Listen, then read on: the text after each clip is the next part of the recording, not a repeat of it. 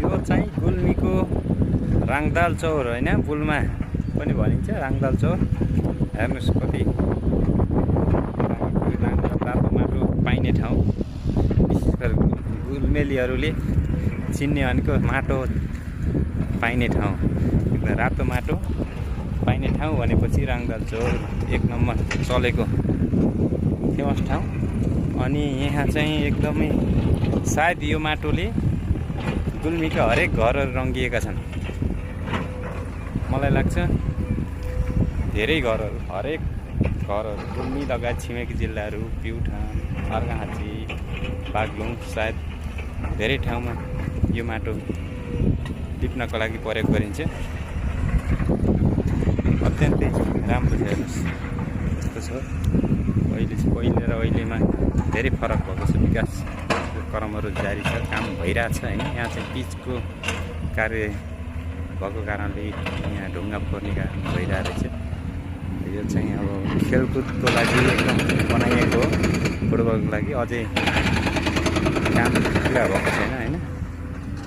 एकदम गुल्मीको माटो पाइने ठाउँ हेर्नुहोस् कस्तो छ, यस्तो राम्रो छ, यस्तो राम्रो छ होइन। पुरै छोडिदिनुहोस्। म पनि सानोमा धेरै पटक आएको छु माटो बोक्नको लागि। अहिले चाहिँ यतै छु है, घुम्नको लागि आएको। राम्रो जग्गा गाई छ, आउनु होला, अवलोकन गर्नु होला हाम्रो गुल्मी, राम्रो गुल्मी। यो पनि यहाँ यति रातो माटो सहित रङ्गिएको छ। अनि मेरो पछाडि हेर्नुहोस्, पछाडि जहाँ चाहिँ विचित्र गुफा छ, विचित्र गुफा पनि हाम्रो वारी पारी विचित्र वारी चाहिँ राङदाल चौर मिलेको छ। उहाँदेखि राङदाल चौरको भ्यू हेर्नु जाने यस्तो राम्रो आउँछ क्यामेरामा होइन।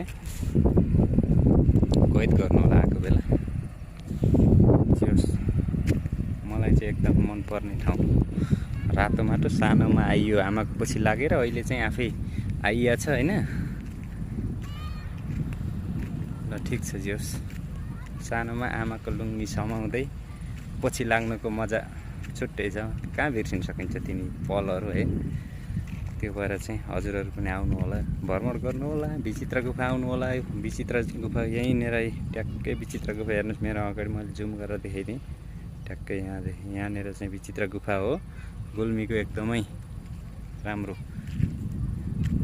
विचित्रै तरिकाले कोरिएका चित्रहरू त्यहाँ पाइन्छ होइन। आइसकेपछि हेर्नुहुनेछ कति कस्तो छ, कति भित्र कति ग्राउन्ड छ। त्यहाँ पनि भव्य राम्रो छ होइन, शीतल छ। गर्मी मौसममा त्यहाँ जाने भने 1 घन्टा चाहिँ बसी